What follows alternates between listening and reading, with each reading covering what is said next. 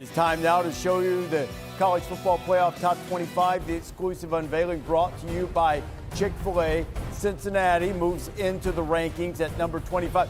A little bit surprised to see NC State, after losing to BC, still in the rankings. But important for Clemson. I mean, Clemson still, I know we've written them off a little bit, but they're still a one-loss team that's going to be in the rankings, so that's a big deal for Clemson. And Oregon State, if you're looking at USC, perhaps in there at number 23, Kirk. Yeah, I think it's fun to look at these rankings near the bottom. You know, we talk about this every week, but it's a big deal for Cincinnati. It came up back, won a close one last week. Just to get up in the top 25, Oregon State, job Jonathan Smith is doing, another Pac-12 team up there. So congrats to those teams. Now we'll see if they can stay up there and keep climbing. Body of work thing, Oklahoma State's back in. The Cowboys haven't been playing great. They've got Bedlam coming up. Let's go to the next group of rankings, looking at number 20, UCF, who won at Tulane, will be the highest ranked team out of the group of 5, and Florida State and Notre Dame sitting there at 19-18, Joe. Yeah, Notre Dame continues to climb. That win is looking a lot better as the season goes on, as they're playing much better football now for teams like Ohio State. And I want to see UCLA, because the Pac-12 and the strength of that conference, we see UCLA at 16, Washington at 17. Washington was 25th last week. Now they're up to 17th, a huge jump, and it means a lot in the Pac-12. A lot has to happen, but there's still a possibility of a 5-way tie in the Pac-12, by the way. So Bring it, let's go. So Washington is not finished, but they have to have everything go just right down the stretch to get into the Pac-12 championship game. UCLA really hurt itself with that loss against Arizona. They have the Trojans this week.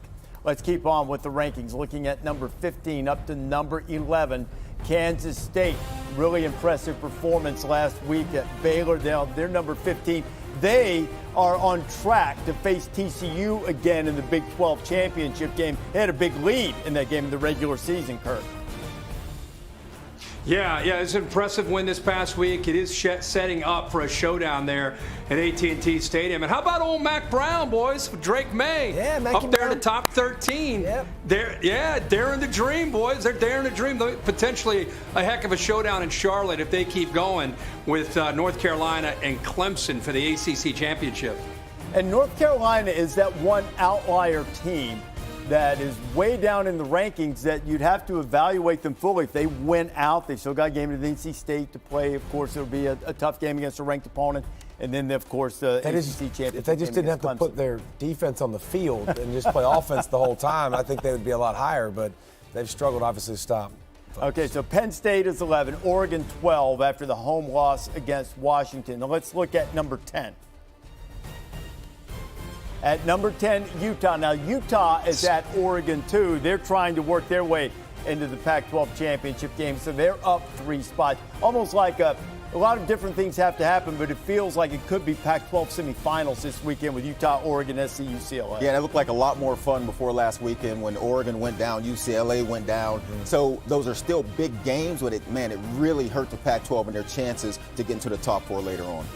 1 spot ahead of the Utes at number 9. Clemson moves up a spot. Makes sense. Still a little bit back. You had teams fall behind, so it wasn't necessarily, Clemson, it was a good win against a hot Louisville team on Saturday. And I think that's where you can draw the line and start saying now everybody's got a chance to be in the college football playoff. I think 9 is the spot right there. Here on you mean up. the line below Clemson? Correct. The line below Clemson, I think you're pretty much out of the playoffs, but now I think all these teams are I'm not saying they're like having a high percentage, but they're all still alive. Oh, and North Carolina still alive? Yeah. Maybe. Close. Maybe. We'll see. At number 8, this has been a weird season, so you never know. Number 8, Alabama moves up a spot after escaping against Ole Miss. Now, that would be the exception. That would be the exception, and I don't know why they're there. Two losses on the last play of the game, and the committee thinks they're better than Clemson. I got you 2 losses also, on the last play of the game. Also 3 plays away from being 5-5. I got it. And fair enough. I don't agree with that. Do you? I think they should be behind Clemson. I don't mind them being in front of Clemson. I think that they're a better football team than Clemson. And I don't mind that they're, with the 2 losses. I don't think they're in the conversation to get into the playoff. But being ranked at number 8, I have no problem with that. Okay, 8 through 25, as we've seen that now. Kirk, what's your reaction to what you've seen so far? Anything that surprised you or stuck out?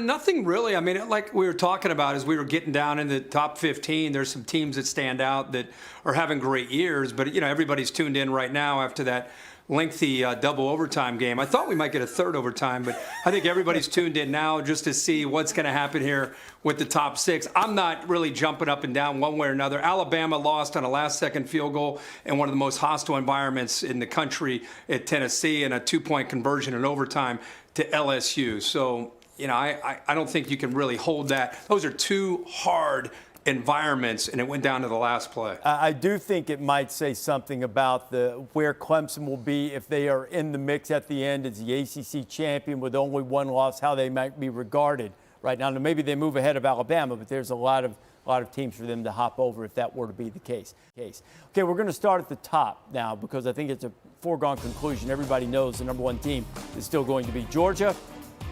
And it is. Georgia is 10-0 and number 1. We assume that not much is going to change right at the very top of the rankings.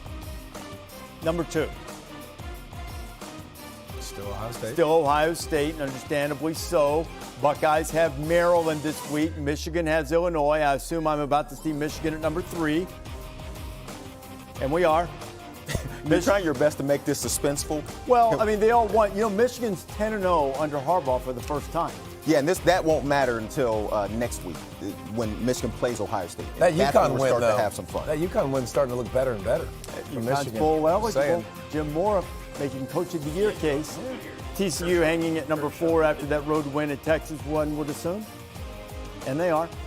So there are the 4 undefeated teams, all. And the Frogs showed you something. I mean, the Frogs stoned Texas last week, especially defensively. And you talk to Boo every week, Rece, and he talks about being one-dimensional and maybe the defense not matching with the offense. I think TCU proved that last week that they can win different ways. Okay, Tennessee was bent on scoring until the very last second of the game against Missouri. Number 5, Vols. And it is. Tennessee only with the loss at Georgia and still in really, really good position. I think they're in really good position because 6 and 7, one of those teams has to be LSU. And because they went on the road and blew out LSU, they also have a win against Alabama, who's ranked number 8.